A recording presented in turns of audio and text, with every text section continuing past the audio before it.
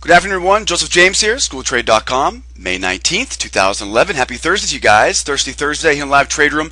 Now, of course, we always expect to have a pretty good Thursday morning. 8:30 news. We had a lot of 10 o'clock news this morning. So what happened this morning? A Thursday morning, lots of news. Now, of course, we got OPEX tomorrow, so we knew we're kind of mid-OPEX week right now. And, of course, we've had that slow, sloppy, early morning trading all week. So we were not surprised this morning. But obviously we're expecting to get some good volume, but it was pretty slow out there. Not much happening today. 8:30 came around, 9:30 came around. Now by the time 9:30 came around, we had made new lows on gold, we bought the lows on gold, but boy, not a very impressive price action day at all.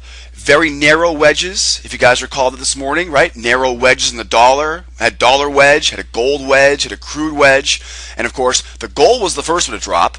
9:30 gold drops. I'm going to buy those lows on gold. Still quite sloppy, +5, +10, right back down to stop you out. So we weren't seeing any big moves until 10:45. Now this is a great example today on crude oil of how we're going to sit down at 7:45. We're going to plan our day out. We have no idea when the volume will come in, obviously. We have to sit back, relax, wait patiently for those rules to line up.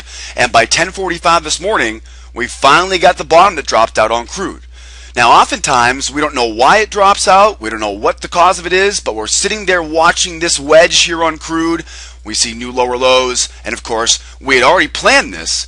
We were waiting now 7:45, 8:45, 9:45. By 10:45, just when we're about to call this thing quits for the morning, right, crude falls out of bed and gives us a nice big move down. 2 retracements down.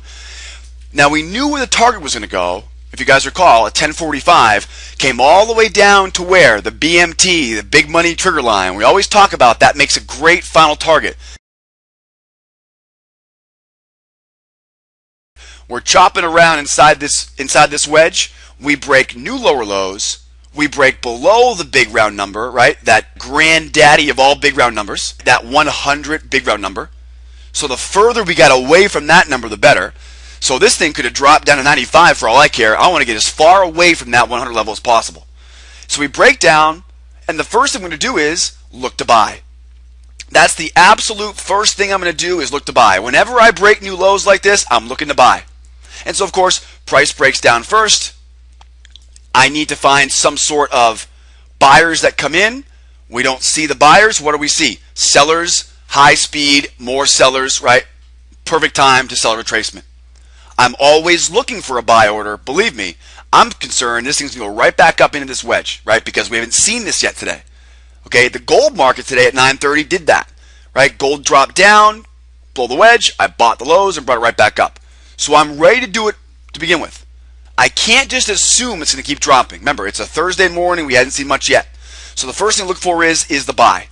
Didn't get it. So, of course, we're watching the buyers fail, and we sell a retracement. Now, if you remember, we looked at this on a 4-range chart, and we were looking at it for a 2-step long. No buyers showed up. So, of course, I got into it, but I got into it a little bit late.